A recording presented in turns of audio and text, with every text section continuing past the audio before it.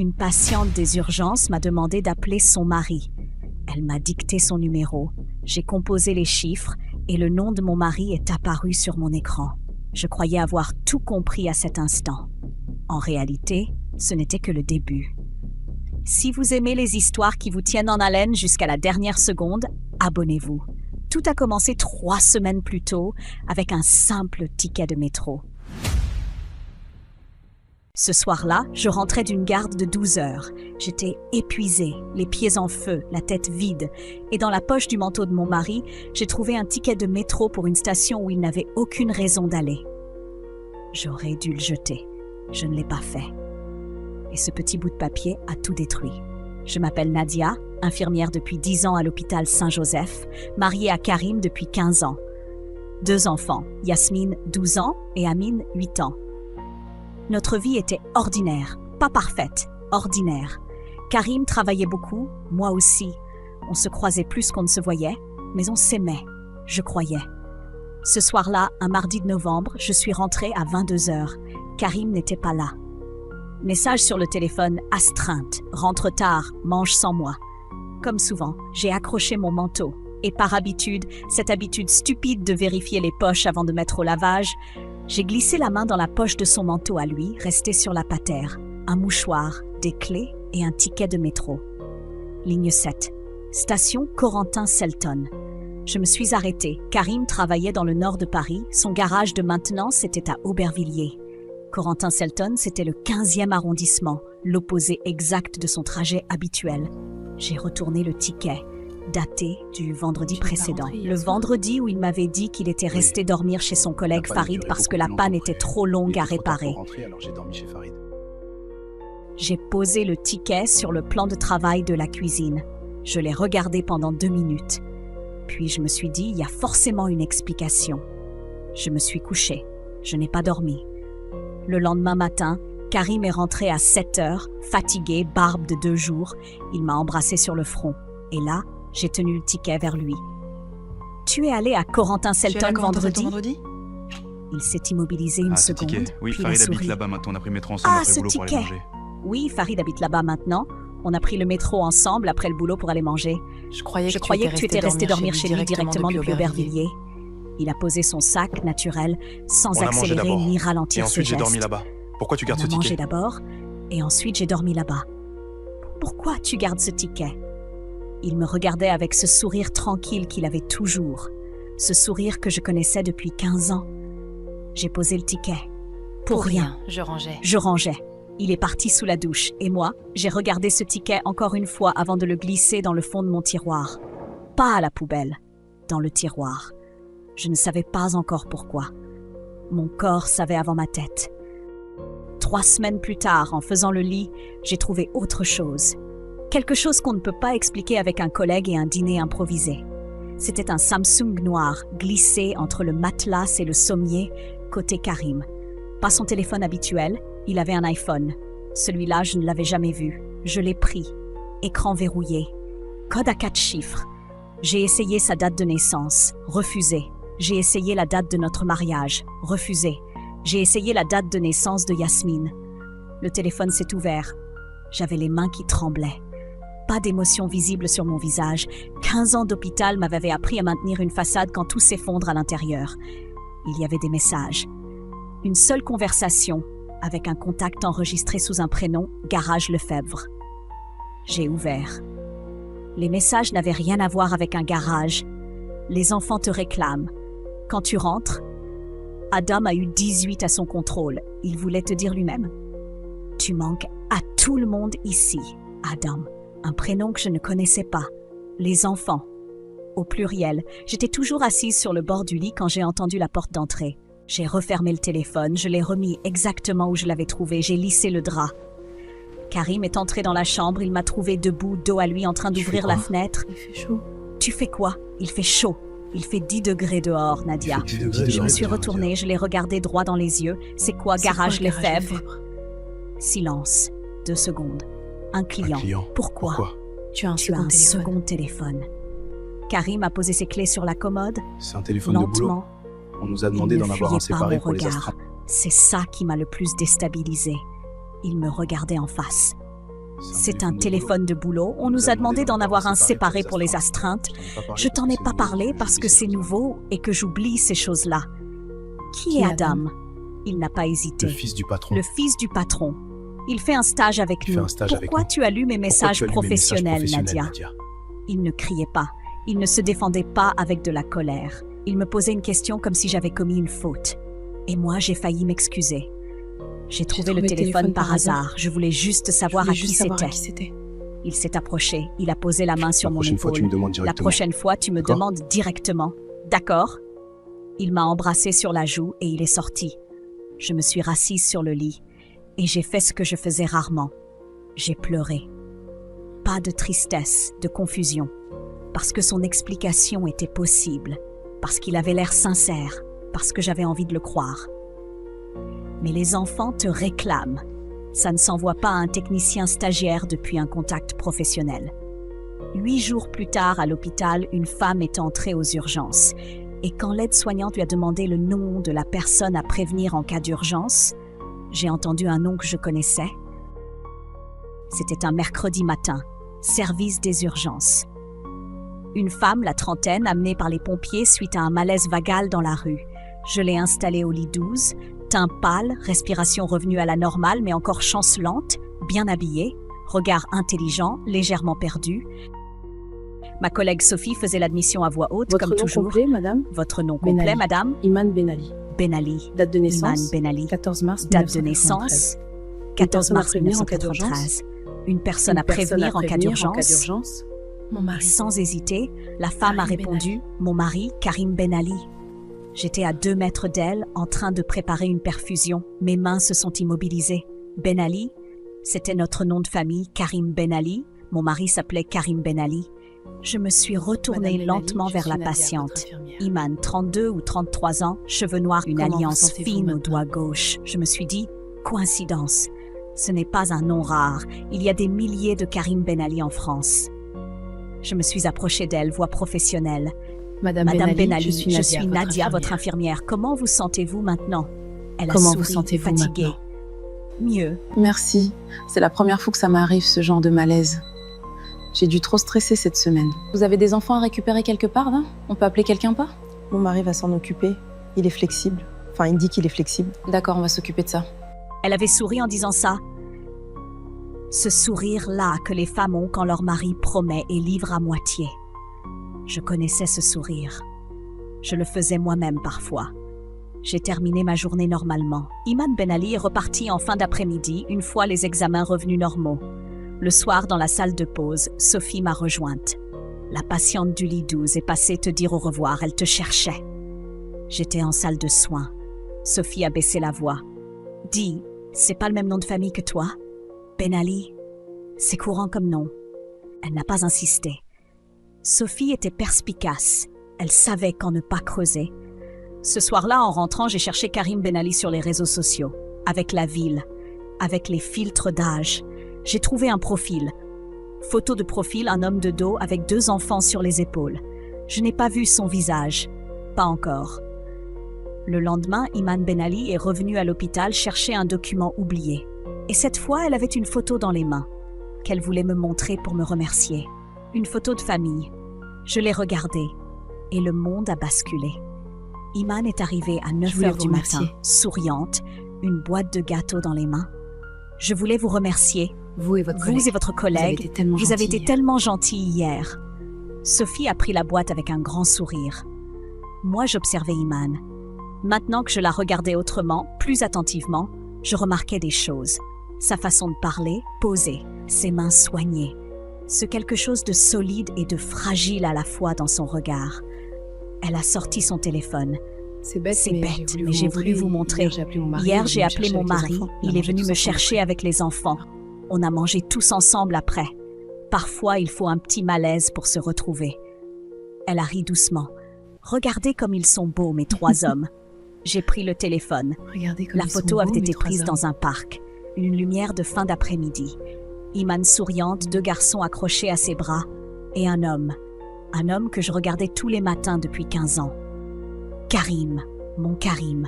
Même visage, même mâchoire, Même façon de tenir les épaules légèrement inclinées vers la droite. La cicatrice fine au-dessus de l'arcade gauche, celle qu'il s'était faite enfant en tombant d'un vélo. Ma gorge s'est fermée. Le téléphone pesait une tonne dans ma main. Sophie a regardé par-dessus mon épaule. Qu'ils sont mignons. Ils ont quel âge? Adam a 13 ans et Samy en a 9. Adam, le prénom du message. Et votre mari, il fait quoi comme métier? Technicien de maintenance. Il est souvent par-ci, par-là. Vous savez ce que c'est. Un soupir léger. Mais il est là quand ça compte. J'ai rendu le téléphone. Je ne sais pas comment mes mains ne tremblaient pas. Il a l'air bien. Vous avez l'air d'une belle famille. On essaie. Iman a rangé son téléphone. Bon, je vous laisse travailler. Merci encore, vraiment. Bon, je vous laisse travailler. Merci encore, vraiment. Elle est repartie. Sophie s'est tournée vers moi. Ça va? Oui. T'es blanche. J'ai pas bien dormi. Je suis allée aux toilettes. J'ai fermé la porte à clé. Je me suis assise sur le bord du lavabo et j'ai fixé le mur en face pendant 4 minutes. Car il avait 2 fils. Adam, 13 ans. Samy, 9 ans. 13 ans. Adam avait 13 ans. Yasmine, ma fille, en avait 12. Ce qui voulait dire qu'Adam, l'autre fils, était né 1 an avant Yasmine. Karim avait une autre famille avant même que je tombe enceinte. Ce n'était pas une erreur de parcours. Ce n'était pas une aventure qui avait mal tourné. C'était un choix, construit, organisé, entretenu. Et il fallait que je voie de mes propres yeux où il vivait. Je suis rentrée ce soir-là comme si de rien n'était. J'ai préparé le dîner. J'ai aidé Amine à faire ses devoirs. J'ai écouté Yasmine me parler de son cours de théâtre. J'ai souri au bon moment. J'ai répondu aux bonnes questions. Grosse journée, chérie. Et quand Karim est rentré à 20h, grosse journée, chérie, je suis épuisée. Je lui ai servi son assiette et je me suis assise en face de lui comme d'habitude. Je le regardais manger. Cet homme, 15 ans de mariage, 2 enfants, ce visage que je connaissais par cœur et une autre famille dans un autre quartier. T'as l'air dans la lune. Grosse garde. Tu devrais demander moins d'heures. Tu t'épuises. Tu as raison. J'ai attendu qu'il dorme, puis j'ai pris le second téléphone. Il était revenu à sa place entre le matelas et le sommier, et j'ai fouillé plus loin que la première fois. Les photos. Il y en avait des dizaines, des repas de famille, des anniversaires, un séjour à la mer, les 2 garçons dans l'eau, Iman sur la serviette, Karim souriant face à l'objectif. Heureux. Ce sourire que je croyais réservé à nous. Et dans les messages, une adresse mentionnée naturellement dans une conversation sur une livraison. Livreur dit qu'il est en bas, 14 rue des Glycines, bâtiment B. 14 rue des Glycines, à Issy-les-Moulineaux. 20 minutes de chez nous. Le samedi suivant, j'ai dit à Karim que je faisais des courses. J'ai déposé les enfants chez ma mère et j'ai pris ma voiture. J'ai garé à 100 mètres de la rue des Glycines. J'ai marché jusqu'au numéro 14, un immeuble ordinaire. Propre, des boîtes aux lettres alignées dans le hall vitré, des vélos dans la cour. J'ai cherché le nom sur les boîtes. Bâtiment B, 3e étage. Ben Ali K. Pas Ben Ali I pour Iman. Ben Ali K, son nom à lui. Comme si cet appartement était le sien, comme s'il y avait une vie entière avec son nom dessus à 20 minutes de la mienne. Je suis restée sur le trottoir d'en face. Je ne sais pas combien de temps. Les gens passaient. Personne ne me regardait. Puis la porte du bâtiment s'est ouverte. C'était Karim. Il avait un enfant sur les épaules et souriait à quelque chose que l'autre garçon lui disait. Ce sourire exactement, c'était celui qu'il avait avec nous, identique. Je l'avais cru unique. Il ne l'était pas. Je n'ai pas bougé. Mon cerveau avait envoyé l'ordre à mes jambes de reculer, de tourner, de partir. Mes jambes n'ont pas obéi. Karim était à 30 mètres de moi. Le soleil était dans ses yeux. Il ne regardait pas de mon côté. Il posait le petit sur le trottoir, lui ajustait son bonnet, lui disait quelque chose qui faisait rire l'enfant. Samy. Son fils. 9 ans. Presque le même âge qu'Amine. Iman est sorti à son tour, un sac de course dans chaque main. Karim lui a pris les 2 sacs sans qu'elle ait eu besoin de demander. Geste automatique. Geste de quelqu'un qui connaît l'autre depuis longtemps. Elle lui a dit quelque chose. Il a ri. Je connaissais ce rire. Ils ont tourné au coin de la rue ensemble, les 2 garçons devant, eux derrière, comme une famille qui va faire ses courses un samedi matin. Comme nous le faisions. Comme nous le faisions encore le mois dernier. Je me suis appuyée contre le mur derrière moi. Pas de larmes. J'avais dépassé les larmes. Ce que je ressentais était plus profond. Une sorte de vertige, comme si le sol s'était mis à onduler doucement sous mes pieds. Mon téléphone a vibré. Message de Karim. « Chérie, tu rentres à quelle heure? J'ai prévu de passer voir ma mère cet après-midi. » Sa mère, qui habitait à Vincennes, à l'opposé d'Issy-les-Moulineaux. J'ai regardé le message, j'ai regardé le coin de rue où il avait disparu. J'ai regardé le message à nouveau, et pour la première fois depuis le début, j'ai compris l'architecture complète de ce mensonge. Ce n'était pas une aventure cachée, ce n'était pas une erreur qui avait duré. C'était un système, 2 familles, 2 histoires, 2 vies parallèles, gérées avec une précision chirurgicale depuis des années. Sa mère était une case dans un planning. Grosse astreinte est une case dans un planning. Je rentre tard était une case dans un planning. Nous étions toutes les deux, Iman et moi, des cases dans son planning. Le soir, en rentrant, j'ai croisé Yasmine dans le couloir. Ma fille de 12 ans m'a regardée avec ses yeux trop attentifs pour son âge. Elle a baissé la voix pour que son père n'entende pas depuis le salon. « Maman, ça va ? » « Oui, pourquoi ? Tu fais une tête bizarre depuis plusieurs jours. » « Je suis juste fatiguée, ma grande. » Elle n'a pas lâché mon regard. « C'est papa ?» Je lui ai embrassé le front sans répondre. « Va faire tes devoirs. » Yasmine est repartie sans insister, mais elle s'est retournée une fois au bout du couloir. Et son regard m'a dit qu'elle savait, pas quoi exactement, mais qu'elle savait que quelque chose se brisait en silence dans cette maison. Je devais parler à quelqu'un. Pas à ma mère, elle aimait Karim. Pas à Sophie, je ne voulais pas que ça sorte de l'hôpital. Il me fallait une personne qui connaissait Karim depuis l'intérieur. Et cette personne existait. Je l'avais évitée pendant des années parce qu'elle m'avait toujours mise mal à l'aise sans que je sache pourquoi. La tante Rama. Rama habitait un pavillon en banlieue, entouré jardin trop grand pour elle seule depuis que son mari était parti. 62 ans, dos légèrement voûté, regard d'aigle. Elle m'avait ouvert la porte sans surprise, comme si elle m'attendait. « Nadia, entre. » Elle m'a servi du thé sans demander si j'en voulais. Elle s'est assise en face de moi et elle a croisé les mains sur la table. « Tu as trouvé quelque chose. » Ce n'était pas une question. Vous saviez. Depuis combien de temps tu sais, toi? Depuis combien de temps tu sais, toi? 2 semaines. Une pause. Vous saviez depuis quand? Elle a pris le temps de répondre. Dehors, le jardin était gris. Novembre. Les arbres dépouillés. Depuis le début, Iman est venu me voir avant vous. Karim l'avait amené me présenter quand ils s'étaient mis ensemble, avant même votre mariage à vous deux. Avant même votre mariage à vous deux. Avant notre mariage. Oui. Oui. Et vous ne m'avez rien dit. Sa voix ne tremblait pas, mais elle pesait. Il m'avait demandé de me taire. Il m'avait dit que c'était compliqué, que ça allait s'arranger. J'ai attendu que ça s'arrange. Ça fait 15 ans. Je sais. Le silence entre nous était lourd, pas hostile. Lourd. Le genre de silence qui contient trop de choses pour être comblé par des mots. Iman sait, elle, qu'il a une autre famille. Rama a fermé les yeux une seconde. Non, elle croit être la seule. Elle l'a toujours cru. J'ai posé ma tasse. Il y a autre chose, n'est-ce pas?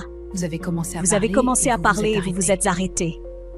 Elle a regardé par la fenêtre un long moment, puis elle a repris. Karim a des dettes depuis longtemps. Des gens à qui il doit de l'argent, pas des banques. Des gens qu'on ne rembourse pas en retard sans conséquence. Le genre qui oblige à se rendre invisible. 2 adresses. 2 noms sur 2 baux différents. 2 vies qui se superposent pour que personne ne sache exactement où il est, où il dort, ce qu'il possède. La vérité s'est posée sur moi comme quelque chose de froid et de définitif. Il nous a utilisés, toutes les deux, pour se cacher. Rama n'a pas répondu. Elle n'avait pas besoin. En sortant de chez tante Rama, j'avais dans la tête une certitude. Iman devait savoir. Pas pour lui faire du mal, parce qu'elle était en danger, elle aussi. Mais comment approcher une femme dont le mari est aussi le mien? Je l'ai retrouvée parce que je croyais être un hasard. En cherchant son nom en ligne, j'avais trouvé qu'elle était institutrice à l'école primaire Voltaire, à 10 minutes de l'hôpital. Un mardi matin, à la sortie de ma garde, je me suis postée au café en face. J'avais commandé un café que je n'ai pas bu. J'attendais. À 8h20, je l'ai vue arriver. Manteau bordeaux, sac sur l'épaule, démarche rapide de quelqu'un qui est presque en retard. Le jeudi, à la sortie des classes, elle est passée devant le café. Je suis sortie. Madame Ben Ali, Elle s'est retournée. Elle m'a reconnue immédiatement. L'infirmière des urgences. L'infirmière des urgences? Nadia, c'est ça? Nadia, c'est ça? Comment allez-vous? allez-vous? Bien, merci. Je passais par là Bien, par merci. hasard. Je passais par là Comment par vous hasard. allez Comment depuis vous allez l'autre depuis l'autre semaine? Beaucoup mieux. mieux. Je m'hydrate mieux. Je gère m'hydrate le mieux stress. et je gère mieux le stress. Un Ah, petit rire. j'essaie. Enfin, j'essaie. On a marché un moment côte à côte. Elle était naturelle, ouverte. Elle me parlait de ses élèves, de son quartier, de ses fils. Et moi, je l'écoutais. Cette femme qui avait les mêmes cernes que moi. Les mêmes petits soupirs quand elle parlait de son mari. La même façon de détourner légèrement la tête quand quelque chose n'allait pas tout à fait. Devant une boulangerie, elle s'est arrêtée. « Vous prenez quelque chose? Je vous offre pour me rattraper des gâteaux à l'hôpital. » On s'est assise à l'intérieur, et là, sans que je l'ai planifié, elle a dit quelque chose qui a tout changé. Vous savez ce qui est drôle? Vous savez ce qui est drôle? Vous avez Vous avez le même nom nom de famille que moi, Ben Ali. Ben Ali. Je l'avais remarqué sur votre badge à l'hôpital. Oui, c'est courant. C'est courant. Mon mari dit toujours qu'on est Mon peut-être de mari la dit même toujours famille au qu'on est loin. peut-être de la même famille Elle a au loin. souri. Il dit des choses comme ça pour Il faire dit de des choses comme ça l'humour. pour faire de l'humour. Elle avait dit ça légèrement. Mais ses yeux, une fraction de seconde, avaient eu ce voile, cette chose imperceptible que les femmes ont quand quelque chose dans leur couple ne va pas et qu'elles ont appris à ne plus le montrer. Je connaissais ce voile. Je le portais moi-même. J'ai posé les mains à plat sur la table. Iman, Iman, il faut que je vous dise quelque chose. il faut que Et je je vous dise voudrais quelque que vous chose. m'écoutiez jusqu'au bout avant de répondre. Et je Son voudrais que vous sourire a m'écoutiez changé de jusqu'au bout avant nature. répondre. Pas disparu, changé. D'accord. D'accord. Et j'ai commencé. Je lui ai tout dit, en 10 minutes, sans baisser les yeux. Quand j'ai eu fini, Iman n'a pas crié. Elle n'a pas renversé sa tasse. Elle a juste fermé les yeux très longtemps et quand elle les a rouverts, elle a dit « Je savais que quelque chose n'allait pas. Depuis des années. Je ne Depuis voulais des pas années. savoir quoi. » Puis son téléphone a Je ne sonné. voulais pas savoir quoi. C'était Karim. Il cherchait Iman et il était devant l'école. On s'est regardés. Son téléphone sonnait sur la table entre nous. Le prénom Karim s'affichait en Il grand est sur dehors. l'écran. Il est dehors. Je sais. On n'a pas eu besoin de se concerter longtemps. Elle a décroché, voix parfaitement calme. Je suis dans la boulangerie en face de l'école. Oui, viens. Oui. Elle a raccroché. Viens. On n'a pas parlé pendant les 2 minutes qui ont suivi. La boulangère derrière le comptoir ignorait ce qui se passait à notre table. La porte a sonné. Karim est entré. Manteau sombre, regard cherchant Iman. Et quand il l'a trouvé, son visage s'est détendu. Puis il a vu la femme en face d'elle. Il s'est arrêté.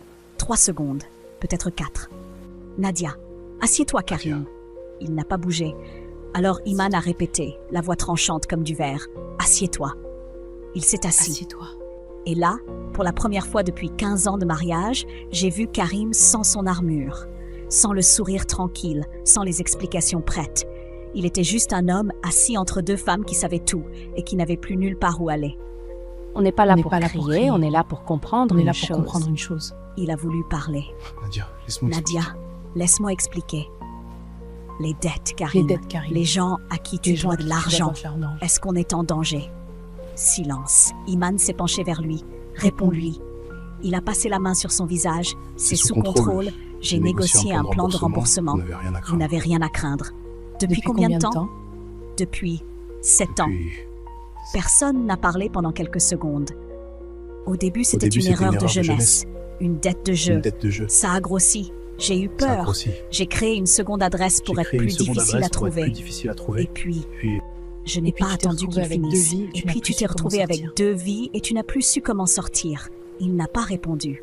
Ce silence était une réponse. Iman s'est levée. Elle a posé son sac sur son épaule et elle s'est tournée vers moi. Merci Pas de vers m'avoir lui. dit la vérité. Merci de m'avoir dit la vérité. Et elle est sortie sans regarder Karim une seule fois. Karim et moi sommes restés seuls. Et là, il m'a dit quelque chose que je n'attendais pas. Pas des excuses, pas des larmes. Un non. Et ce non allait changer ce que je pensais savoir de cette histoire depuis le début. Karim avait il y a les yeux toujours quelqu'un qui fixés t'a sur la mise table. ma piste. Il y a quelqu'un qui t'a mis sur ma piste. Ce Ce n'est n'est pas un hasard hasard si si Iman Iman s'est s'est retrouvé retrouvée dans dans ton ton service. J'ai attendu. Tante Rama, elle Tante savait Rama. depuis le début. Et elle Elle a savait appelé depuis le Iman début. il y a 3 semaines Et pour elle a lui dire appelé d'aller Iman aux il y a 3 urgences de semaines pour lui dire d'aller Saint-Joseph, aux urgences de ton Saint-Joseph. hôpital. J'ai repensé à Rama, à sa façon de m'avoir ouvert la porte comme si elle m'attendait, à son « tu as trouvé quelque chose » dit sans surprise. Elle avait tout orchestré. Tu dis ça pour te défausser sur quelqu'un d'autre. Non, je dis ça parce que c'est vrai. Rama voulait que ça s'arrête. Elle ne pouvait pas le faire elle-même, alors elle vous a mise sur le même chemin. J'ai regardé cet homme. 15 ans, 2 enfants, un ticket de métro dans une poche. Est-ce que tu as déjà eu honte? Il n'a pas répondu tout de suite. Tous les jours. Ça n'a pas suffi à t'arrêter. Ça n'a pas suffi à t'arrêter. Je me suis levée. J'ai ramassé mon manteau. Nadia, je suis désolée. Je suis désolé. Pour tout. Pour tout. Je sais que ça ne répare rien. Je l'ai regardé une dernière fois. Non, ça ne répare rien. Je suis sortie dans l'air froid de novembre. Les semaines suivantes ont été longues et nettes à la fois, comme après une opération chirurgicale quand la douleur est précise et localisée et qu'on sait qu'elle va s'atténuer.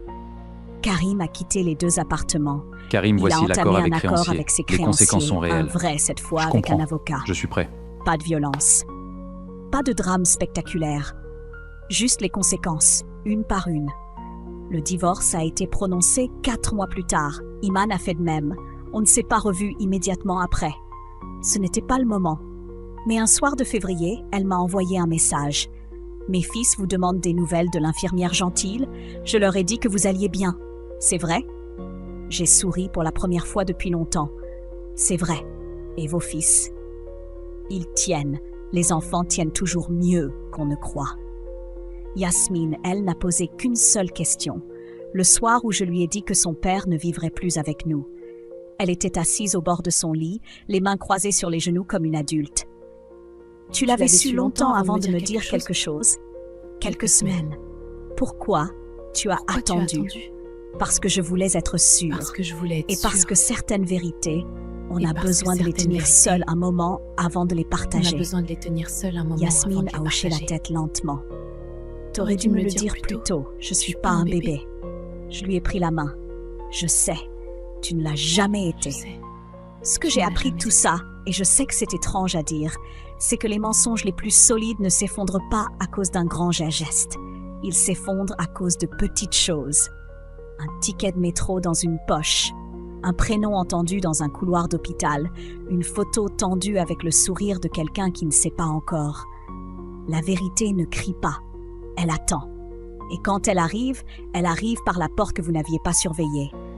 J'aurais pu jeter ce ticket, je ne l'ai pas fait.